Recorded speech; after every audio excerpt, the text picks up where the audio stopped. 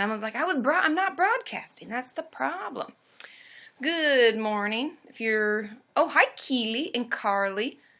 We could write a poem. I think that rhymes. It's amazing. Sorry, my hair's still a little wet because, I don't really do it. Sorry, not sorry. Hi, Leah. Hi, Maureen and Allie and Teresa and Chloe, Jill. Hey, everybody.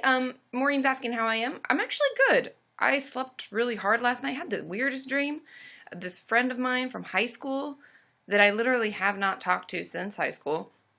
And she had married this guy from the South. It was the weirdest dream ever. I don't know what it's supposed to mean. Oh, thanks, Emily, for the likes. But anybody else have, really weird dreams? I don't really believe that dreams mean anything. I think it's just our mind's way of, processing through things. But then why the heck does my friend from high school come back? I don't know. Thanks, Emily and April, for all of your likes and love. So, yeah.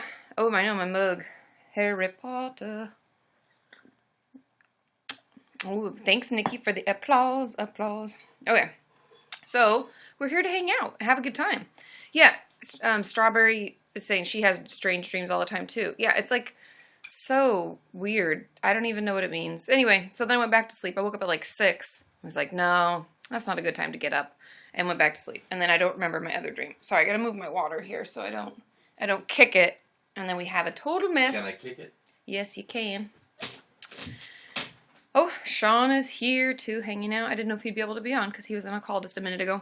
Oh, and yeah, Pantalina captured a moment. Remember, if you share it and you like it and you capture a moment and put it on your social media, that helps out. That helps us trend. That helps people know that we're here and all sorts of exciting things. And so I'm going to just get us all ready here. I'm going to pull up my Patreon page. If any of you don't know what Patreon is, it's just a way for people to support the channel and allow me to create videos. Oh, thanks, Keely. Yay! And so anyway, I open up my page on there just because then they can ask their questions on Patreon, and then I look under that certain post that I put up, and I can find their questions. I can answer them quickly. So it just gives you another way to kind of interact and another way to support the channel, and it's wonderful. And then you get gifts depending on the level. Like for instance, if you're $10 or above, there's a poll going right now for what holiday videos you want to see. And they get to vote on them. I took a lot of them from Twitter that you guys had mentioned, and they get to vote on the ones that we'll see. So yay! Okay, I'm getting that all pulled up, and then we're ready to go. Okay, cool. So let's just jump right into it. Oh, thanks, Pantalina. She captured another moment. And M. Lauren for all of the likes. Hi, Pantalina and Kimmy and Sarah and Rachel, Amy, Abby Lynn. I love all of your names, and I hope that I'm pronouncing them all correctly. I just find it funny when I have to say, EXO Strawberry 5732, I'm like, what's your real name? But I understand. That was one of the complaints, actually, and I don't know what you guys think, but when I did the Facebook Live stream, people didn't like it because it's not as anonymous. And it's nice you can create random names, right? And you can create whatever kind of name you want so people don't know it's you. I get that. I understand. That's why we're here, and people like this better. Okay. Hey, Mags. Oh, and Carly captured a moment. Can't help it. Oh, and Jessica's here. Jess. Just me. Hello, hello, hello. Oh, okay. So they want me to try to pronounce their name. It's German. Gezeik Nettezugs. I don't speak German. Gesundheit. Gesundheit. Oh, thank you. I don't know how I did. But, okay. At least I'm saying Pantalina's correctly. I've tried, and as you guys let me know, I get better. Oh, hi, Jennifer.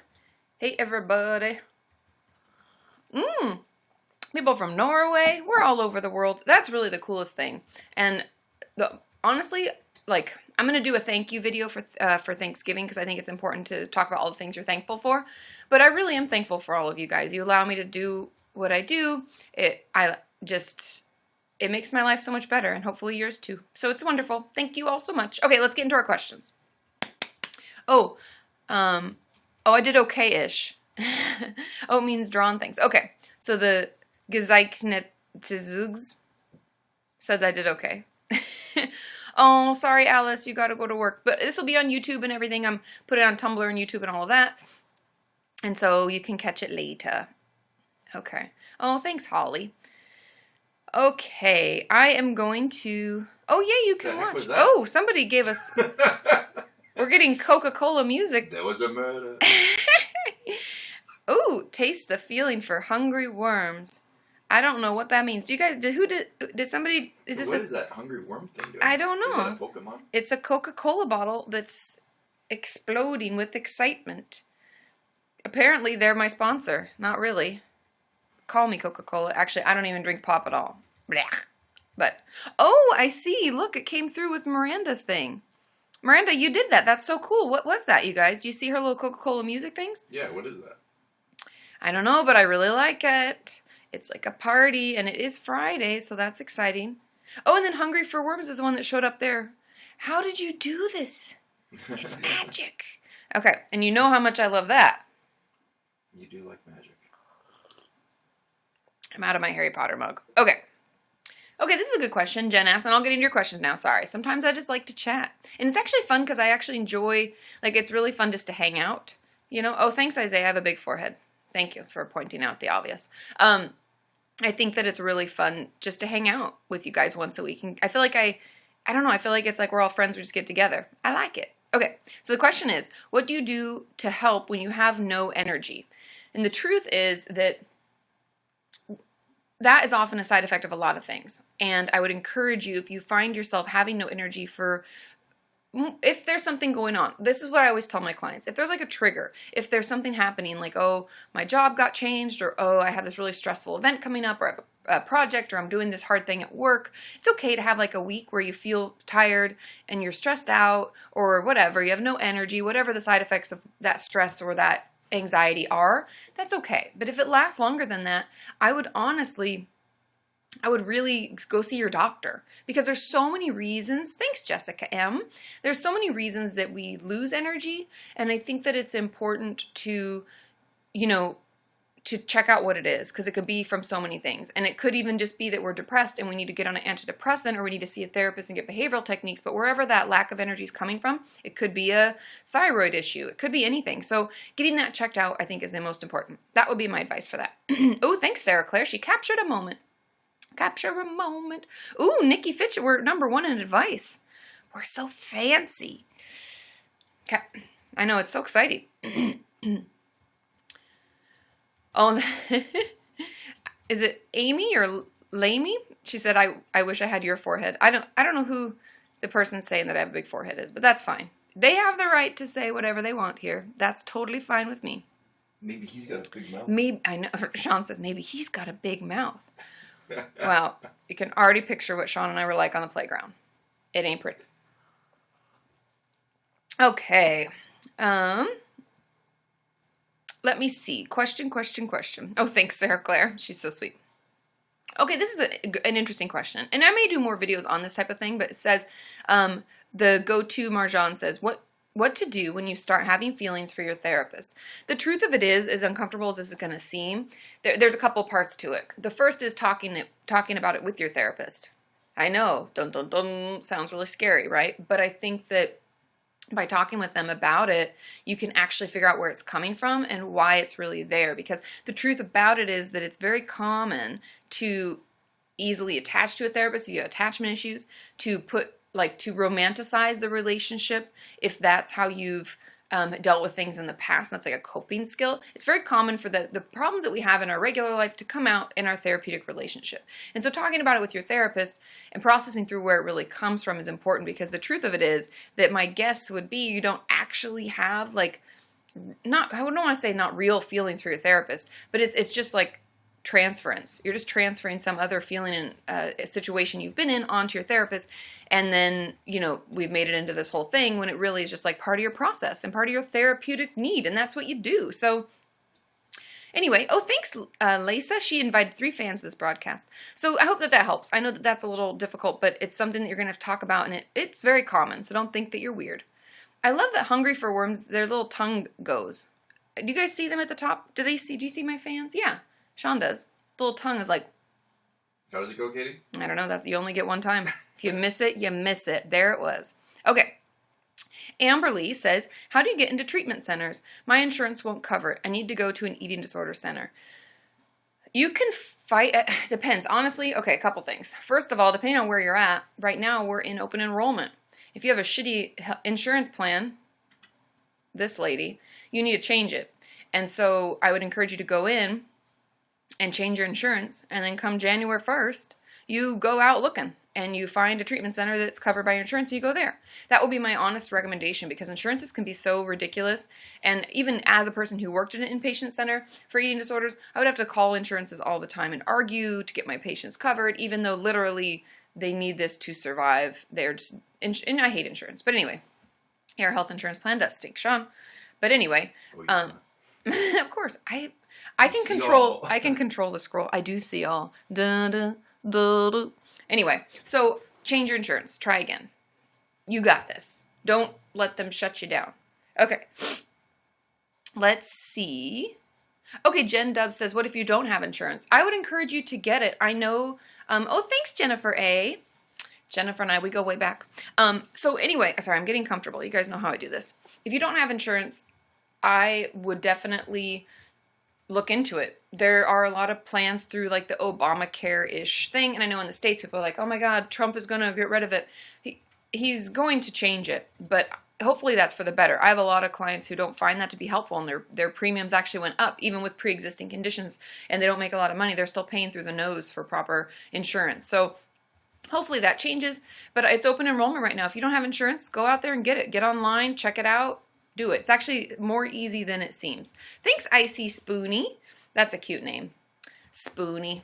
So that's what I would encourage you to do that, okay? Okay. Oh, thanks, Jennifer. She's so sweet. Batman be dreading the holidays, y'all. Carly, we're going to talk about it. I have a lot of videos coming. I'm excited. Do you guys want to hear what the videos might be? I've got my paper, and then I'll get back into your questions. And in just a minute, sorry, headphones flying all over the place. Just a minute, I'm going to hop over to Patreon. So if you are a patron, you can ask your question over there. You're frozen. I'm frozen. Am I back? Is it just you? Is it me? No, people are saying it was frozen.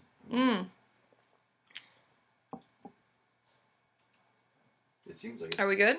I think Do you guys see me okay? Okay, Carly says it was never frozen for her. And Kayla too. Okay, cool. The questions that I might be answering, if you have more, tweet them to me. Is spending Christmas alone, like not being with family, how do you cope with that? Maybe you don't want to be with family, but still, what do we do? That'll be really interesting. Handling a fight with your parents or fight with family during the holidays. Keeping mentally healthy and having good boundaries when spending time with toxic family members. Dealing with family gatherings when they ask why you haven't achieved something, but you've been into treatment. Ooh, thanks for the applause, Jella. That's also a fun name. I love all the names. And then, surviving toxic family without this was one of my, I laughed. I'm not gonna lie. It says surviving toxic family without 2 gallons of wine before going to the event. Interesting. But I'm going to talk about toxic family and how to continue setting up healthy boundaries and how to navigate awkward conversations, which I did a video about that last year. Carly was the one that recommended that. It was really good. I think it was helpful, people said. And then the last one, staying true to yourself without falling back into old habits. And I think that is really good because a lot of us, am I freezing for you? Oh, okay. I think a lot of us fall back into old habits. I even used to do that when I would come home from college. I'd go back into being like a teenager, and I didn't like it. So we're going to talk about that, okay? Okay, somebody was asking, can you really treat, borderline? And yes, you can, but it needs proper treatment. And truth be told, that in order to properly treat borderline, you need to be in therapy 2 times a week, just for an hour, and then you need your group. So it's actually kind of intensive to work on it most quickly, the fastest, to get better, the most, I don't know, it's like for it to be the most successful, I guess, is what I'm trying to say. Because I don't want to say fast or like quick and getting through, but like for it to be the most successful, you really need to have a lot of treatment. And that's okay because it's a lot of practice. And that's why the group is really important, because it allows you to practice relationships and practice understanding where your feelings come from and being okay with feelings. Because a lot of borderline people will be like, I hate feelings, I don't like them, because they're overwhelming, and rightfully so. But yes, you can totally treat it. Okay. Of course, the sarcastic one, that's the one who asked the question. They said, thank you. Okay, now I'm going to answer one more question, then I'm going to hop over to Patreon, and then I'm going to come back and guest one of you. Are you ready? Are you ready? Okay. Now, Cassandra says, which is better, a psychologist or a clinical psychologist? What's the difference? Now, when you're in school, even for me, I had the opportunity to just get my master's in psychology. That means I could work in HR. I could maybe take any number of jobs. I could work anywhere I wanted to be truthful. I just have a master's in psychology. I can use it if I want or not if I don't. And the difference between clinical and not means, do I want to see people or not? And a clinical psychologist means that they've gotten their clinical psychology degree. Like, for instance, I have a master's in clinical psychology with emphasis on marriage and family therapy. That's actually what I have. And so if it's not clinical, it usually means it's more research-based, or it's just they wanted to get a master's, they enjoy psychology, and then they're going to go back to their job in corporate America somewhere doing something, maybe nothing clinical. They want to actually see clients. So that's a little bit of the difference between that. Although, note that not everyone who is a psychologist, a clinical psychologist, will write on their cards or online that they're a clinical psychologist. So just ask them. And if they're seeing clients, then they're a clinical psychologist and they have their license. And check that out too. Make sure they're licensed and everything. Okay? Thanks, Lena Sweets. Whoop, whoop, whoop. Oh, yay, Jennifer. You just woke up? I know, right? I just woke up. I'm just kidding. I woke up about, honestly, just like 2.5 hours ago. Okay. Yay, Lena Sweets is so sweet. Okay. Oh, Lena SVU. I also love SVU. I'm not going to lie. I'm a big Law & Order fan. I can't help myself. Okay. Okay. I am into Patreon. Are we ready? I'm loading the comments. It takes me a minute. Okay. So, let's see. We have a question. Oh! Okay. Sorry, I get excited when I see your guys' names and they're the same from over and one to the other. The first one comes from Brittany Ann. And she said, good afternoon, Katie. This is so incredibly weird and an embarrassing question, and I'll probably hide and disappear after this. It's okay. We've all got those questions. Am I right? But it's really bugging me and I obsess over it all the time. I don't really know how to explain it, but I guess good obsessive thoughts about my therapist. Nothing romantic or any way, more of what I want to be in her presence. I want to see her. In theory, I want her to hug me even though I hate being touched. Interesting. I always want to see her. 2 months ago, she switched me from 2 days a week to 1 day due to college rules. I had severe dissociative episode during that session, almost drove off a bridge on my commute home. Scary, right? Dissociation can be really scary. Since then, I had asked to come in, making her think I was in crisis just to see her a few times. Very bad. It's okay. Things come out in therapy, right, that we need to work on. I pretty much stalk her on Facebook and her website. Eek! And I have even started having them with you. Eek again. I've watched all your videos at least twice and some many times. Okay, and she goes on and on. I don't want to read it too long. She says, any idea what could be causing this? My therapist wants to talk about it, but I'm too embarrassed, so I say no. I guess my question is, I know transference is common in therapy because her therapist believes this is transference, but is it usually this intense? And also, how can I make it more manageable on my own? I think once I understand it more, it'd be easier to talk about. Now, the truth about stuff like this is that it is really common, and I think it's a couple of things. It is definitely transference. And transference, if anybody's wondering what that means, transference is when I take something that's happened to me in my past or a past relationship, past experience, and I transfer it onto the therapist. I'm like, I'm going to work this out with you. So I act out of an old situation or an old experience, like maybe wanting them to be my mom or wanting to, I was like, is Sean talking to me? He just got a phone call.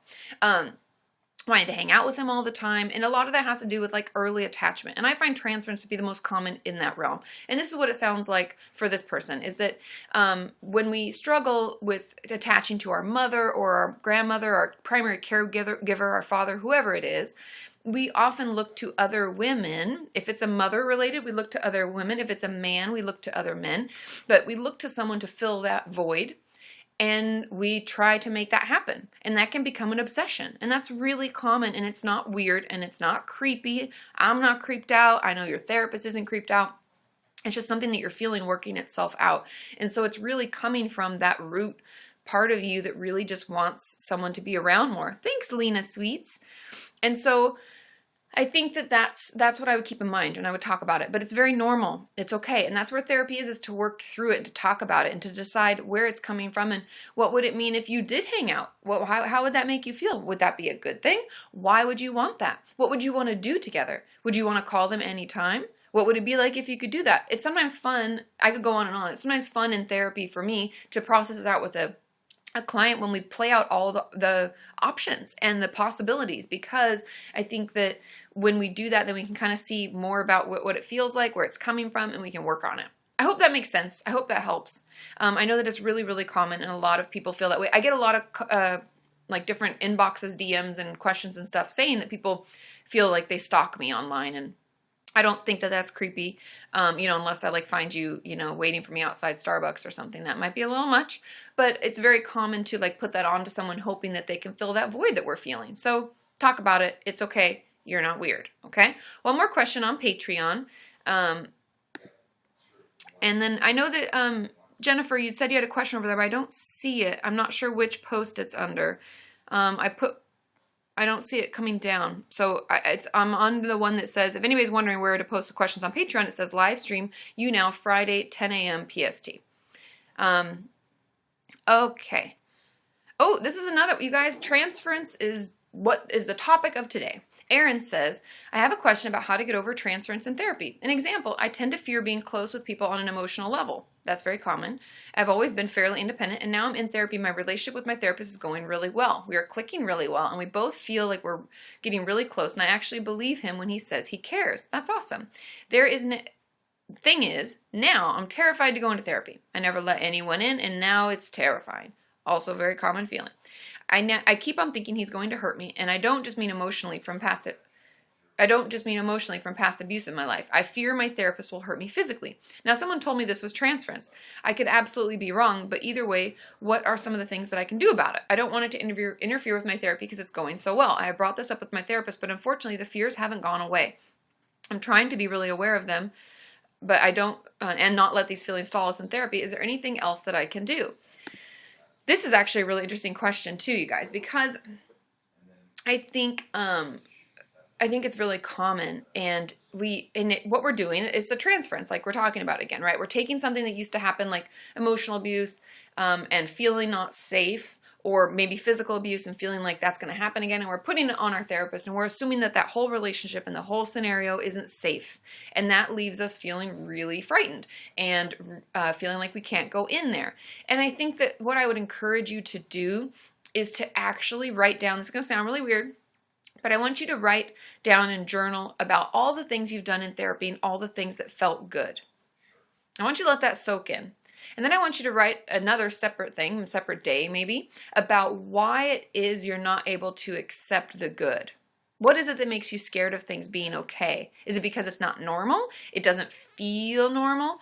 Where is that coming from? Because often I find that when we transfer things on, it's because what's happening in that relationship feels too safe, and we're used to it not being that way, and so we make it icky. And we like put that on there because that feels better. Even though it's not feeling better, it feels better and more normal.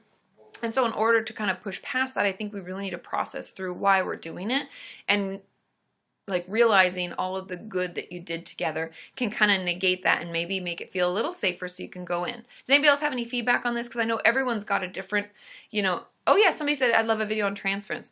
Yeah, I definitely can do more on that. And so I think that could be something that's really, really helpful for y'all to understand is transference, because there's a lot to it, and there's a lot of different ways it can present itself. The two that I just read are actually the most common, like romantically, actually the three, I think. Somebody talked about romantically liking their therapist, then someone talked about being obsessed about them, and then this one's being afraid. And those are all kind of the ways that we're transferring our own ish from the past onto our therapist. Thanks, CJ Pearson. You guys are so sweet with all your tips. You guys are so nice. Okay. Now I'm gonna put somebody on as a guest. Pantalina. I think you said you got, was it you that said you just got your camera? Oh no, that was Kimmy, actually. Let's see if we can get her. Pantalina's all the way in Cyprus, so. Oh. Hi Annie. Do you have headphones in? Oh. Oh. I'm gonna have to drop you. I'm sure that's kind of hard for people. Pantalina, I can bring you back on, sweetie. I don't know, was it that we don't need headphones? It was like we were getting feedback, like, so it's something with the audio. But your video, I could see you just fine. So see if we can figure that out. I'll answer a few more questions and I'll come back into the guests, okay? Okay. Oh, do more videos on BPD? I definitely can. Oh, Lena Sweets, you're my #1 fan. It's kind of cool. It tells you who your #1 fans are. So I can definitely do more videos on BPD. And then Lema, oh, thanks CJ Pearson, says, why do I feel so bad when everything is going well in my life? It's like I'm expecting a storm. Honestly, this is going to sound really weird, but we're so adaptive as humans that it's like we're so used to things being traumatic, things being scary, things being bad, that when they feel good, it's actually weird. And we don't really like it. And it's not comfortable at all. And we just are waiting for the next shoe to drop. And so I think that that's why. And it's because it doesn't feel normal. And so I'd encourage you to take time and notice all the good things that are happening and allow yourself to feel it. And yes, your body's going to fight back. Your mind's like, no, things bad could be bad and they could happen. I would encourage you to challenge those thoughts and do kind of like the talking back to it where you're like, do I have any evidence to support this? Is there anything that's happened to show me that something is bad? Has anything bad been happening lately? Or is there something that could happen that like I'm waiting to hear back and I could get a bad result or a bad response from someone? Chances are no, and things are actually going okay. And then I want you to just kind of just let that sink in for a minute and be okay with it. Okay? Okie dokie. Where did the shoes come from? Oh, shoes dropping. Why are shoes dropping? Waiting for the other shoe to drop? I know. Where does that come? Like, why is that a bad... Anybody know where that saying comes from? Thanks, Heather R., for your sweet tip. Whoop, whoop. I don't understand. I don't know why that's a thing. Oh, and Brittany Ann, you guys are so generous today. Woo, woo. And make sure you're giving a thumbs up and sharing and stuff because that really helps. And we're trending. Look at us. Look at us go. I don't know what number we are, but we're #1 on advice. And that's all that matters to me. Okay. Let's see. Let's try to make a guest. Andrea, are you ready? It looks like you've been waiting. You've been waiting a long time. Andrea. Is Wascally Rabbit on? Be our guest. Be our guest. Ooh, Icy Spoonie is now my #1 fan. Hi, Andrea. Hi, can you hear me well? Mm-hmm. Okay, thanks.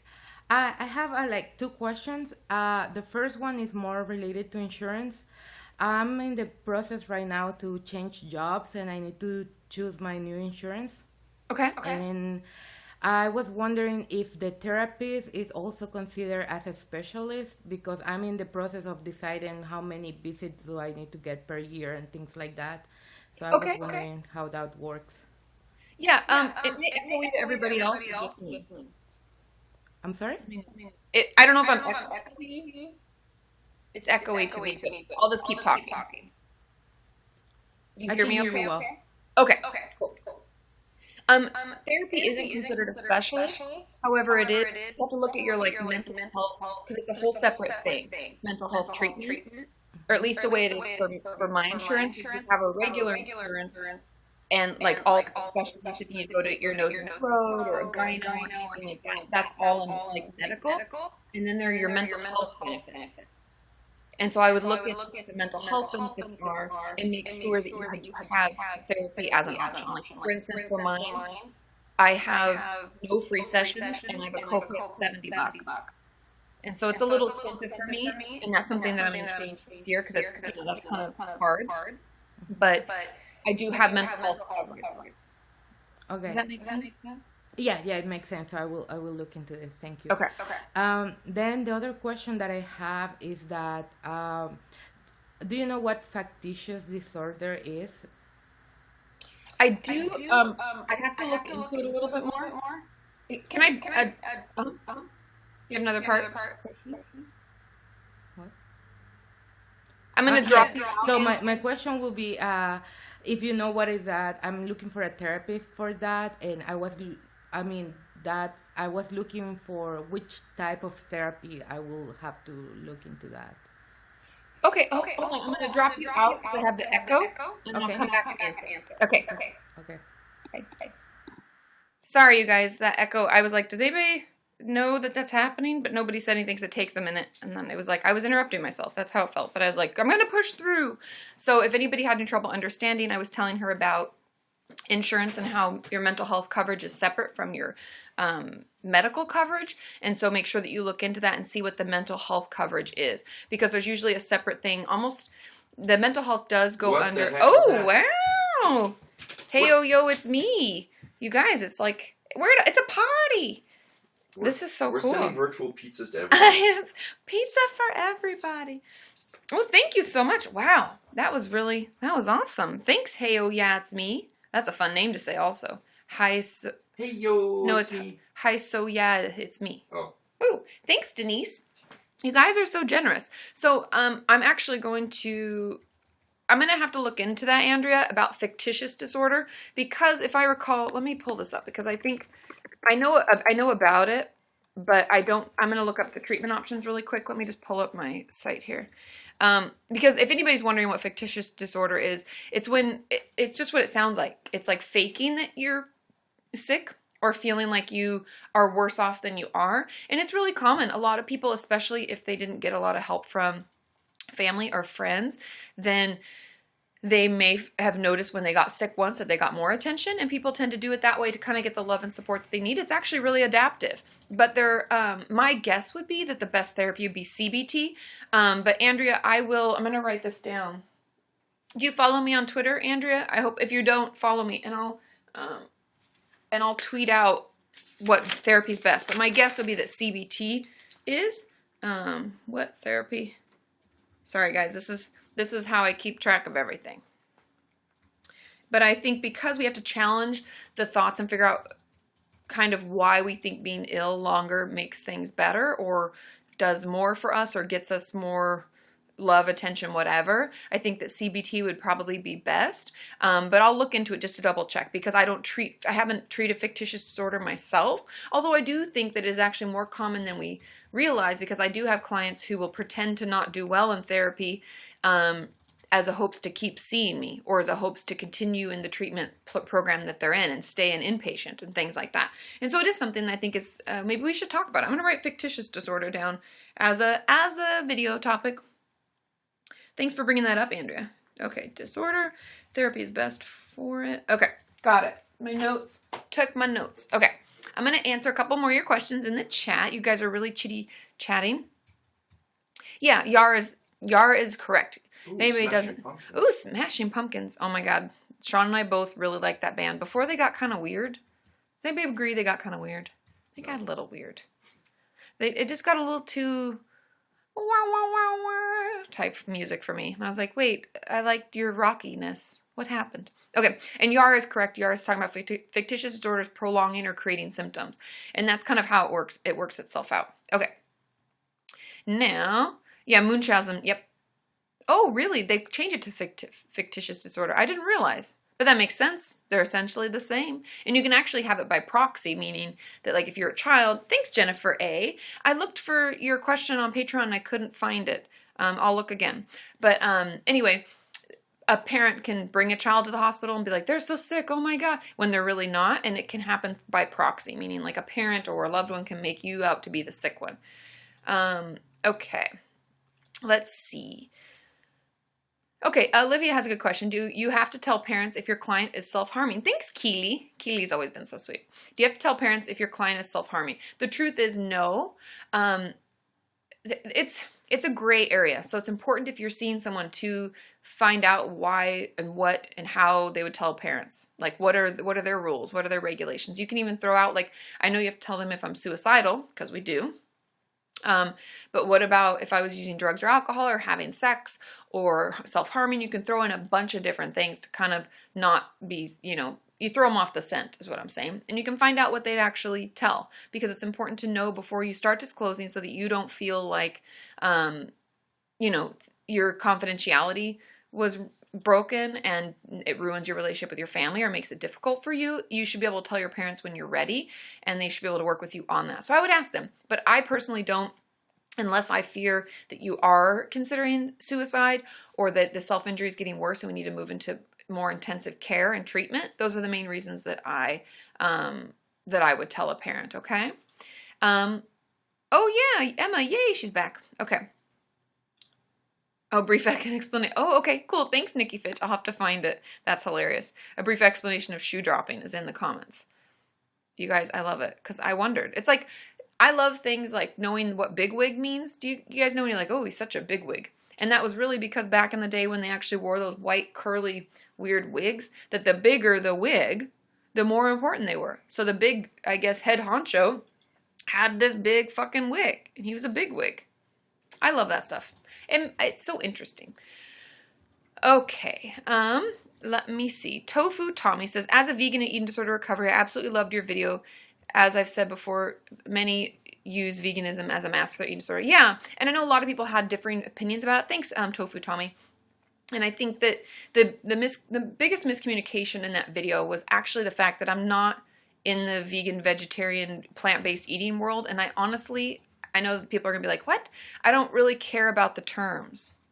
Oh, thanks, Kimmy. That's so sweet. She's sending me a Christmas package. But I don't really care so much about the terms of it, because that's not really what I was talking about. I was talking about the mental health connection to it, and how with eating disorders we can mask or trade sometimes and call it veganism or plant-based. It doesn't matter the term. We're using a new diet or lifestyle change as a way to mask the fact that we're not ready to get rid of eating disorder. That was the common, that was the, that was why. So yeah, thanks, Tofu Tommy. I'm glad that you use that same message. It's really important for people to at least understand where that urge is coming from and make sure that, that they're doing it for the right reasons. Because there's nothing wrong with being a vegan or a vegetarian or plant-based eater, all the different terms that people apparently use, and I had no idea because it doesn't really matter to me. But you do you, just make sure it's coming from a healthy mental place. Okay? I'm going to pop over to Patreon to answer a couple more questions. And JJ, I don't see it. I can't find it. I'm sorry. I'll get in later. If you ask it again, Jennifer, I'll get in and find it, okay? Because I don't see it right now. Okay, Kirby says, hey, Katie, is it normal to feel guilty for not reaching milestones in recovery at a certain point? Good question. I still have a long way to go mentally, but physically I'm healthy, and I feel like people expect me to be in a state of mind that I honestly don't think I'll be in for a little while. This question's more about the lines of addressing fear foods, having people think I'm ready to eat anything, which is far from the case, and this makes me feel like I'm letting them down, and I feel bad about it. How do I handle these feelings? The truth of it is, I think it's really important. Okay, Jennifer, yeah, I'll reload the page. I thought it was in there already.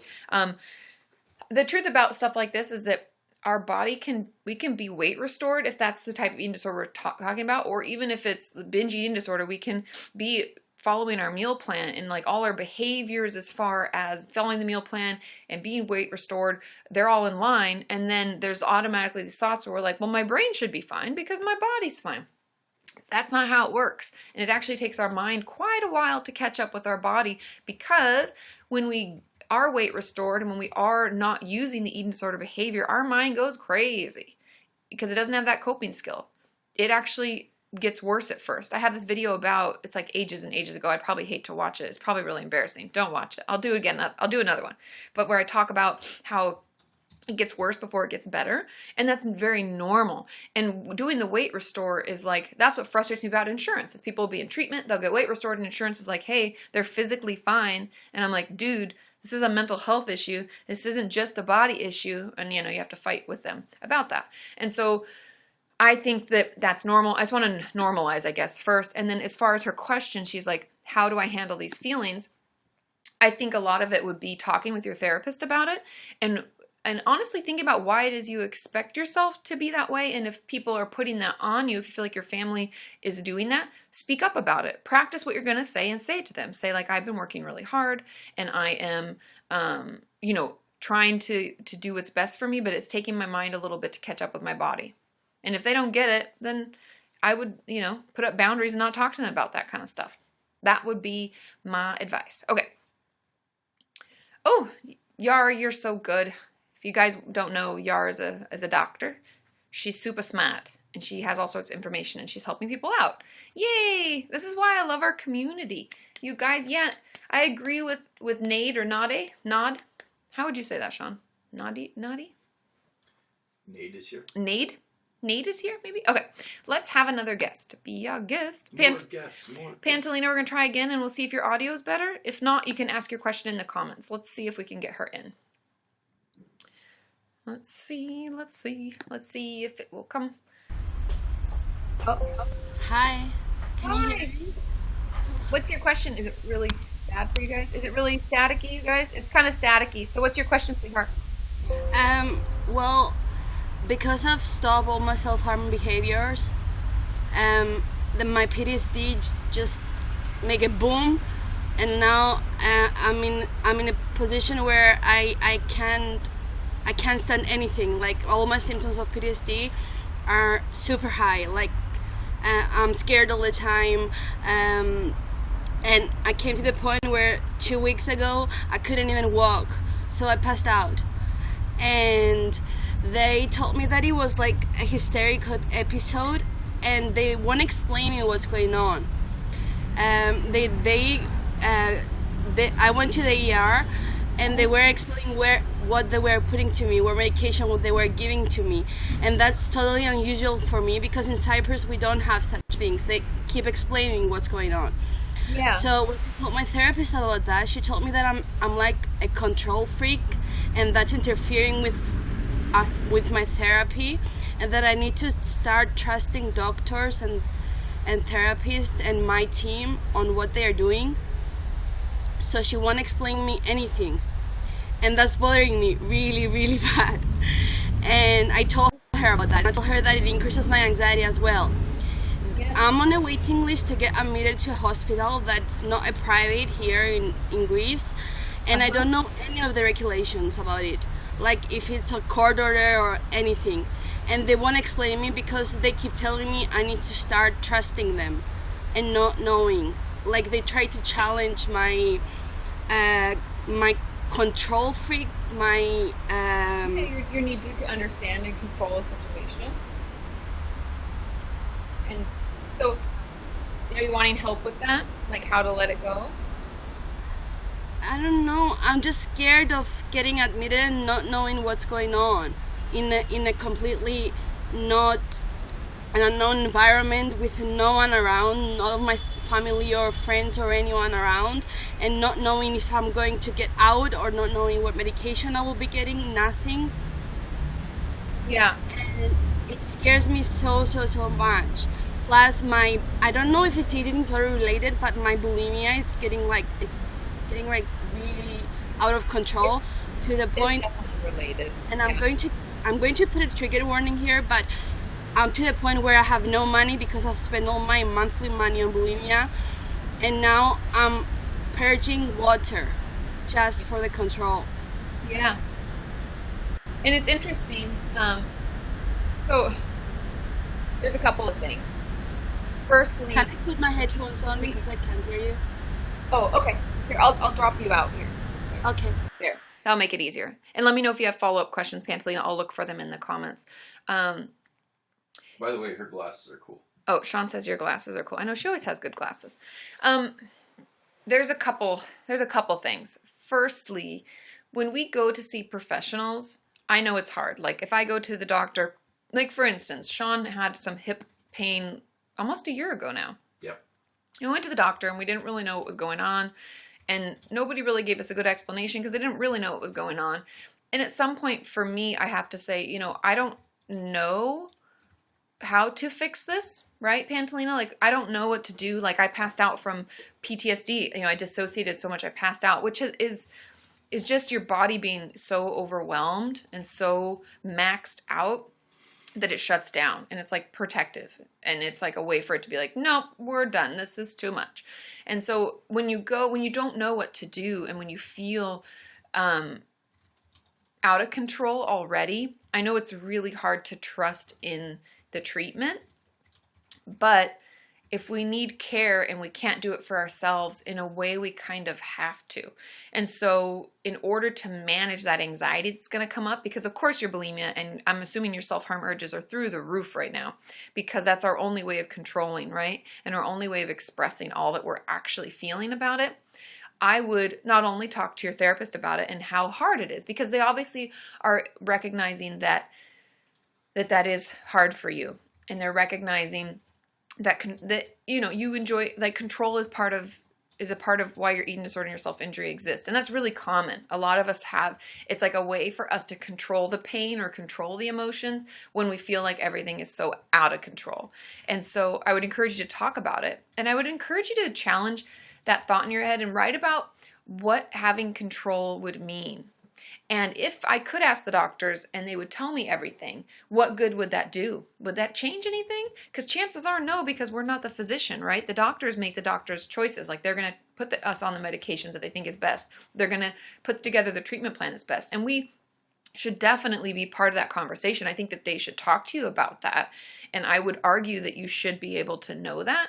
But I think part of it is learning to trust in treatment versus feeling like you have to do it all yourself.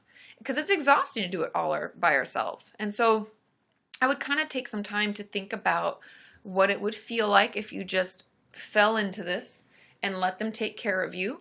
What would that bring up for you? When was the last time you were able to just relax and let people take care of you? Maybe never. Maybe mom and dad weren't that caring. Maybe we never felt like we could just relax and know everything would be okay. But it's important to dive into that thought and to dive into where that comes from and figure out why, because you could probably argue back a little bit as to why it's okay right now, because you're going to see doctors, you're going to see trained professionals. Oh, thanks, Maxim. And so I think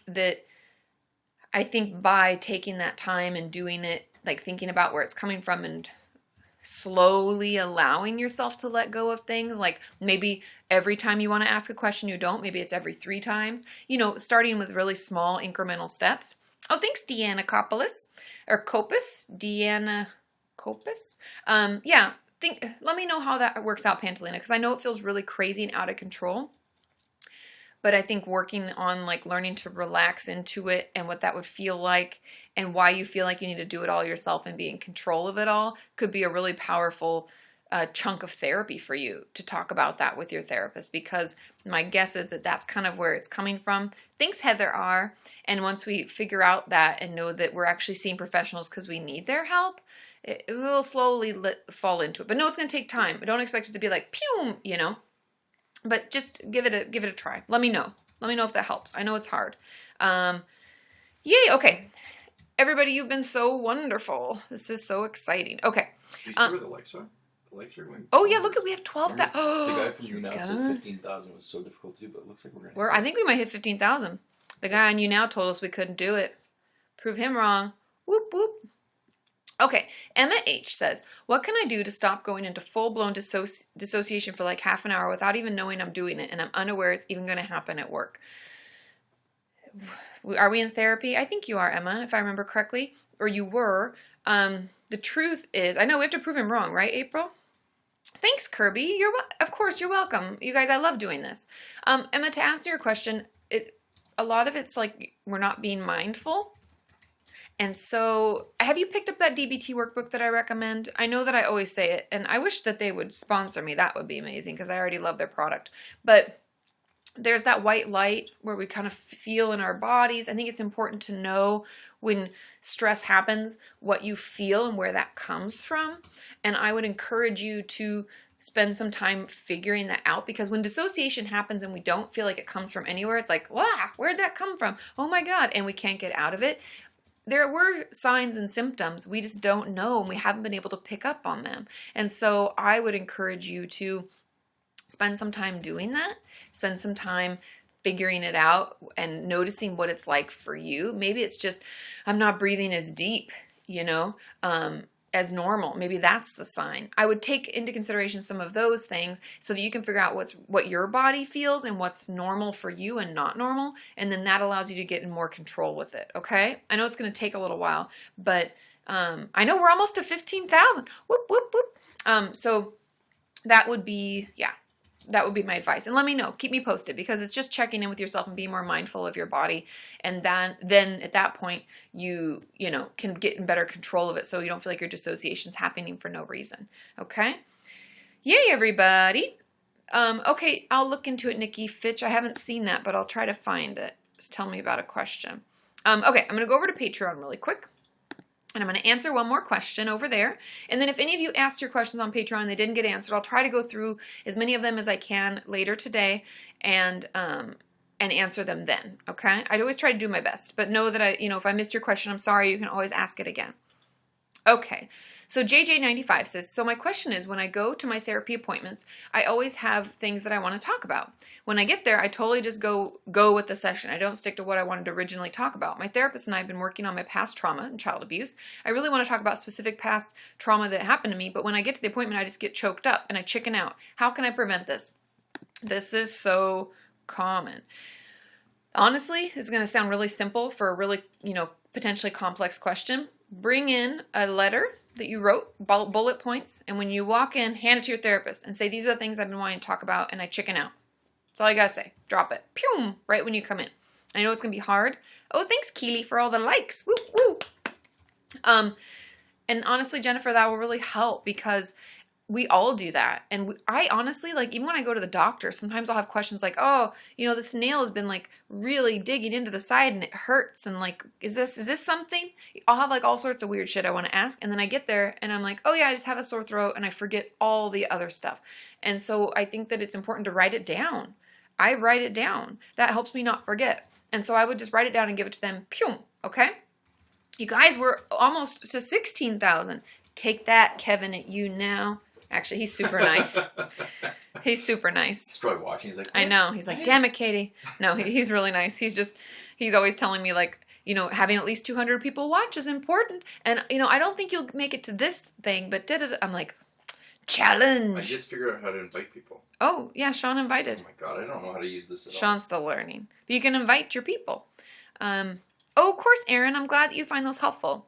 Oh, thanks, Jennifer. I hope that is helpful. It's very common. Don't think that you're weird. Don't think that it's very normal for us to,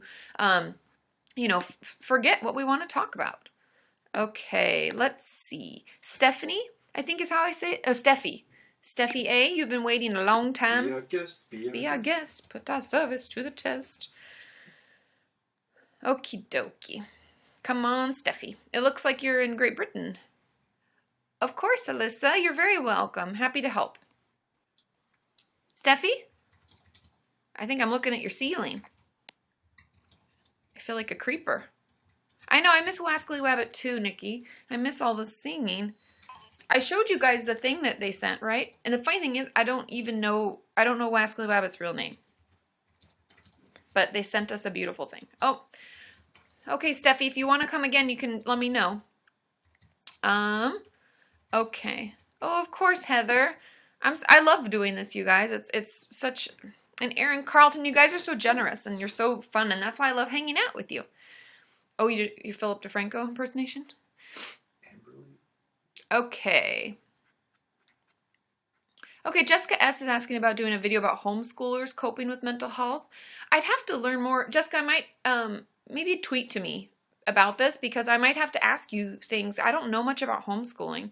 Everybody has their limitations, right? And I don't really know that much about how it works and how you'd get the help, because school counselors aren't a thing, you're in a homeschooling, unless you go to the homeschool groups, and I don't know how that really works. I'd probably have some questions for you in order to answer and give you proper feedback on that. But I'm more than happy to talk about it. I know someone has asked about going to a therapeutic school, and I did look into that. Oh, a video about dreams. Heidi wants a video about dreams. But I could do, there's all sorts of topics we go into, but therapeutic schools are a thing as well, and they want to know the difference there. Oh, Emma Wicks is here. Hey. I thought she was here earlier, but it just now told me. Anyway, I'm happy to do it. Just let me know. Tweet to me, okay? Okay, would a therapist have to report sexual assault if a client is 17? Yes. If you're under 18, I'm a mandated reporter. But it has to be, it depends on what happened, but if a sexual assault, yes. And every state is a little bit different around the rules. There's all sorts of different things depending on how it happened and what was happening. There's all these weird laws. Oh, thanks, Jaylyn. So generous, everybody. Oh, and I see Spoonie again. I just love the Spoonie. I know 18,000. Callie S., you're right. This is amazing. Okay, so anyway, back to the question was, and now I forgot the question. Does anybody remember what I was talking about? Reporting. Reporting. Yeah, thanks, Sean. This is what happens. Yeah, maybe I should do a video about mandatory reporting, because there's all sorts of little caveats to it and different things. Let's say if I'm 14 and I'm having sex with a 16-year-old, is that reportable? crazy, right? So there's all sorts of different things, different rules, different regulations. But if you're under 18 and, well, there's I have a lot of questions about it. But for the most part, yes. But usually it'll be done therapeutically, and hopefully the client will come around to it, because if someone's harmed you and sexually assaulted you, they deserve to be reported. I know it's really hard. I know it's really a difficult thing. Thanks, Keely. Keely's so generous today. Of course, Emma answered her question. But I know that it's really hard, but it's something that should be done, because they did something terrible to you and they deserve to pay for it. I know it's hard. Oh, they're family members?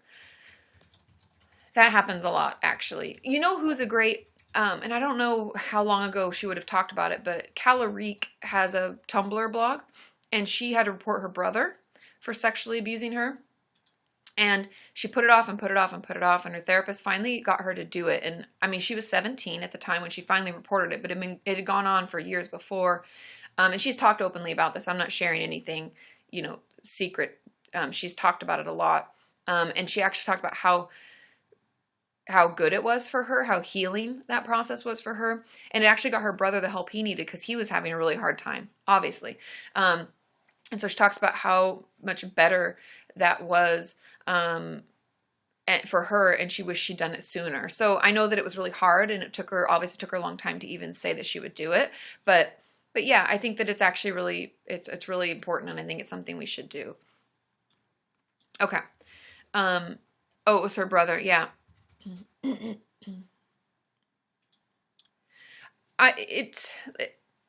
Potentially they would have to report it, because if you still live with him, it puts you in risk. And that's why I said there's lots of caveats. I know Carly said she likes that word. That's why there's lots of caveats to what we report and don't report. But that really is part of like keeping people safe. And I think that's important. Oh, thanks, Kimmy. She just ordered a Christmas card. Whoop, whoop. Can't wait to get it. So yeah, talk to your counselor. Just tell her about it. Talk about it. She's not going to do it right then and there. She's going to want to talk to you about it and want it to be healthy for you and feel okay for you. But we have to start talking about it, because you're not to blame in any way, and the person who did it is. Okay? Yeah, I know Emma had a really bad experience. She reported hers, and he got away with it. Nobody believed her in court. And I know it sucks. Like, that's why it needs to be therapeutically done. But just know that you have a voice, and you have a right to speak that voice, and they have to hear it. And I know that we can't control the court systems and what happens, but I really think it's powerful for each and every one of you, if something like that has happened, to use your voice and to talk about it. And so, yeah, I would do it. And yeah, your parents would find out. And that's actually what Calorique was worried about too. But it ended up actually working out really well, and it was good. Oh yeah, Jennifer H said take it to court. I did it. Oh, I didn't, and I regret it. So I think that it's, definitely report. Yeah, Emma even says, she still says definitely report it. I would do it. I know it's hard, but it wasn't your fault at all. It's their fault, and they have to pay for it. Okay. Let's see. Yes. Yep. Amberly, are you ready? Let's see if we can have you connect. Let's see if we have a good connection. And then we have a few more minutes, and then we're going to be done, you guys. Hour goes by so fast. Hi, Amberly. Hi. Oh, good. I can hear you perfect. Oh, awesome. What's your question, sweetheart? Okay, so my question is, oh my gosh, sorry, I'm like really nervous. That's okay. I know a lot of people say that they're nervous. I think it's like a shock, because you're like, oh my God, now I'm on the screen. Yeah. But don't worry. We're both wearing gray sweatshirts. Nobody's judgmental here. We're just hanging out. So my question is, I've had an eating disorder since I was in middle school, and now I'm 19, and like, it's kind of changed. So, like, recently, my dad got into a bad car accident. Oh, I'm so sorry. And so, like, my eating disorder relapsed. And now it's to where I'm eating the same exact thing every single day. And I try and eat something else, and I get sick. So, like, how would you, like, get out of that? Are you seeing a therapist? No. My insurance, it won't, like, cover anything right now. So I have a doctor's appointment on the 30th. Okay. that I'm gonna get in to get referrals for. Okay. Oh yeah. Are you in the you're in the US, right? Mhm. Okay. Okay, perfect. So go into your doctor, be as honest as you can. And the truth of it is that probably it's, I mean, not probably, 100%. It's just because we've had an increase in stress, right? Your dad was in a bad car accident. Things are really scary. There's a lot of emotional stuff going on. And if our eating disorder was something we use to cope with strong emotions, it's going to come back, right? And Yeah. so I don't know if you've checked out my free eating disorder workbook. Not yet. It's on my website, katimorton.com. You just download it and it comes in like a little PDF and it has videos in it and stuff. That could be something you start working on a little bit. But truthfully, I think, do you journal at all? Does that help you? I used to journal, but like I don't know, it just kind of stressed me out. And that's okay. There's other ways to get, because what I'm hoping we can find is some way for you to get some of that emotion out and feel like you can express it, because my guess is that you're just stuffing it down and pretending to be fine Yeah. for the family. Yeah. And so finding something that's expressive for you, I think playing music, singing, coloring, painting, journaling, going for light walks if you have a dog, taking the dog out, doing anything that's kind of like a way for you. And while you're doing, like, let's say you are just going for a light walk, I want you to think about the things that are hard and allow yourself to feel it versus feeling like you have to stuff it down and be okay. Because that's when our eating disorder gets stronger, is because we're not expressing what's going on. We're just forcing ourselves forward. And so that would be my advice. Find an outlet and go to the doctor and let them know and see, you know, if there is another way. Maybe, I don't know if your insurance covers psychiatry. Sometimes they do therapy sessions. Sometimes we can find little loopholes to get you help, because really, to me, it just sounds like you need an outlet to start expressing all that's going on. And Yeah. so, yeah, give it a try. And you can check out my free workbook. It's kind of this kind of stuff. Oh, Sean will put the link in the chat for you. But that could really help you. But know that you're not alone. It's very normal for us to have stressful experiences and then our eating disorder come back. But you can fight it. We just have to give you other ways to get those emotions out that don't include only eating the same thing every day. Yeah. I've had like tons of terrible symptoms from it. So Yeah. Yeah. So I would be honest with your doctor, please. And then maybe start drawing or coloring. I personally like to color. So maybe go get yourself some new coloring crayons, because there's nothing better, and start, doing that. Find a way. Okay? Okay. Okay, keep me posted. We'll be on next week so we can figure out what, how you're doing. Okay? Okay. Thank you very much. Of course. Of course. Bye, Amberly. Bye. And that's really normal, you guys, to like feel, like things, oh, sorry. Okay, see you soon. I'm having a lunch meeting with one of my friends. I'm just texting her back. See you soon. Okay. That's why we did it early in the morning. And I know for my UK people, this is actually really easy for you. But it's very common when we have a stressful event for a lot of our mental health issues to come back, because it's like if we're barely able to stay above water, right? And then all of a sudden somebody fills the pool more. We're like, shit, I worked so hard just to get above water. And, we can feel like we're drowning. And it's okay to need more help. It's okay that it comes back. A relapse isn't the end of the world. Just don't let it hold you down for so long. Like, one of my favorite quotes ever was like, I think it might have even been at church, you guys. I used to have to go to church when I was younger.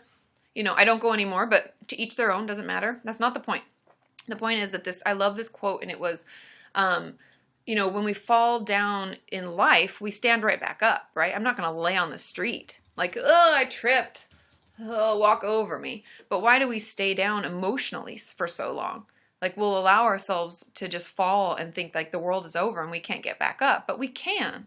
And if we work on it and we have the proper support, we can help ourselves get back up. And I just really love that one. You guys, 20,000. Ooh. But anyway, so I think, so that's something to remember. We don't have to stay down emotionally for so long. We can get back up. Okay. I'm going to answer a few more questions and we're going to call it, because it's 11:09 and I got to go to my lunch thing with my friend. Oh, Katie for president. I'm not very political, you guys. Ugh. Okay.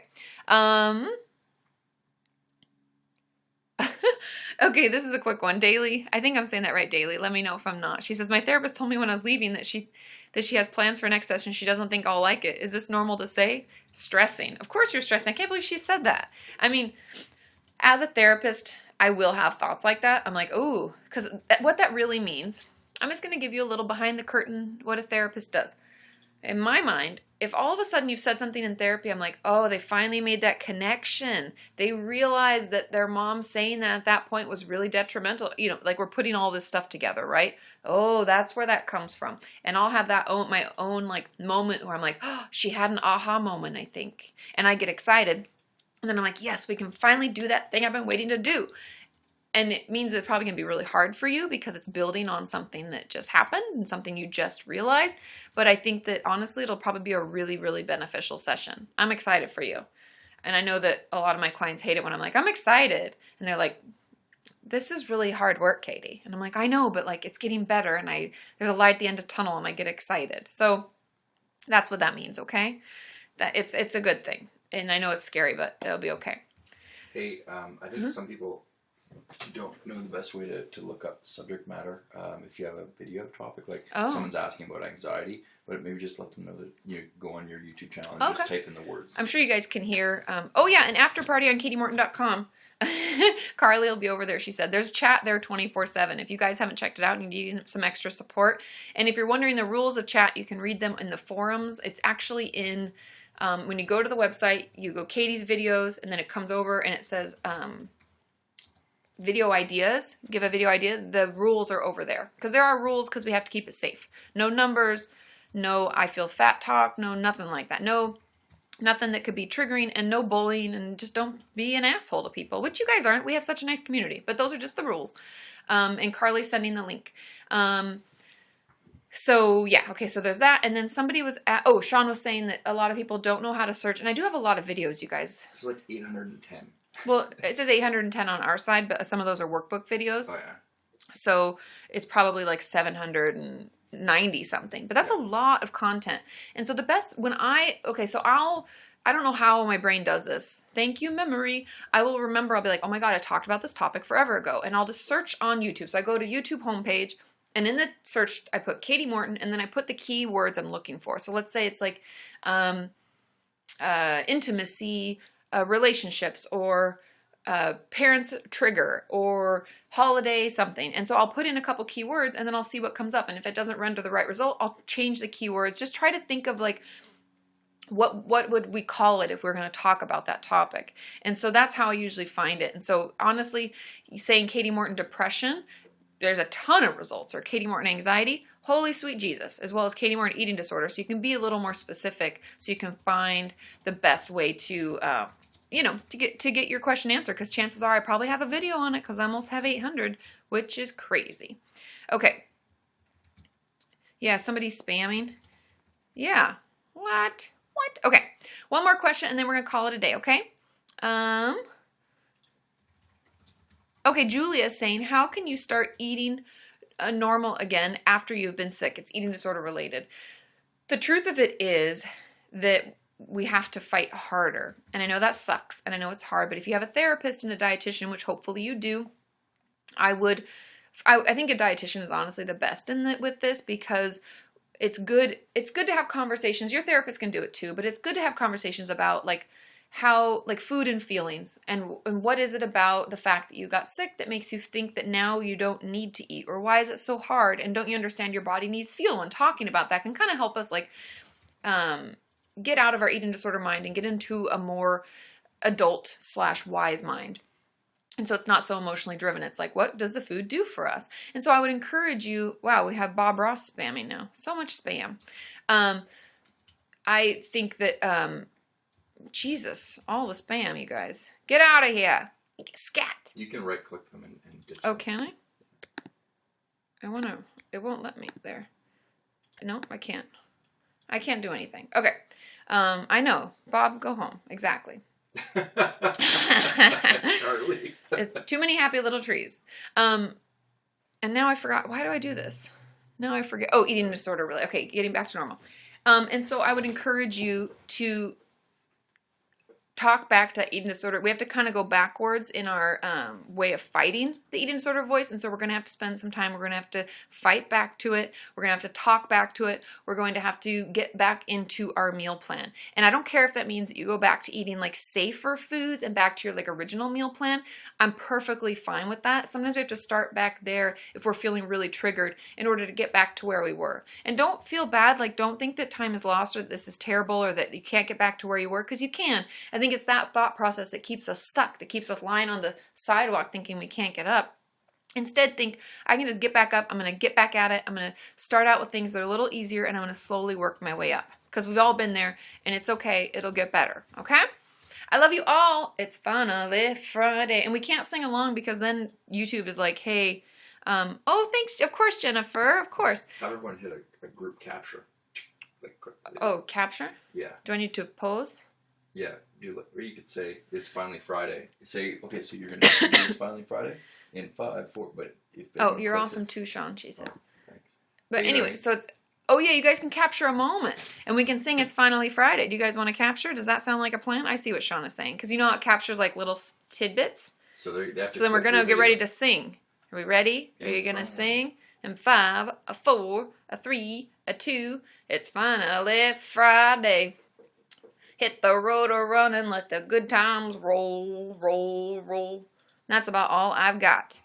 Also, he does talk about $100 smoking in my billfold. I've learned some lyrics, but they're not just played on the radio. Have a wonderful weekend, everybody. Thanks for coming to hang out. And like I said, I'm going to get back into Patreon later today and try to answer some of those questions if I missed yours. And yeah, it's finally Friday. We'll have a good time. Enjoy your weekend, and I'll have some good videos coming up for the holidays. And I love you all. I'll see you soon.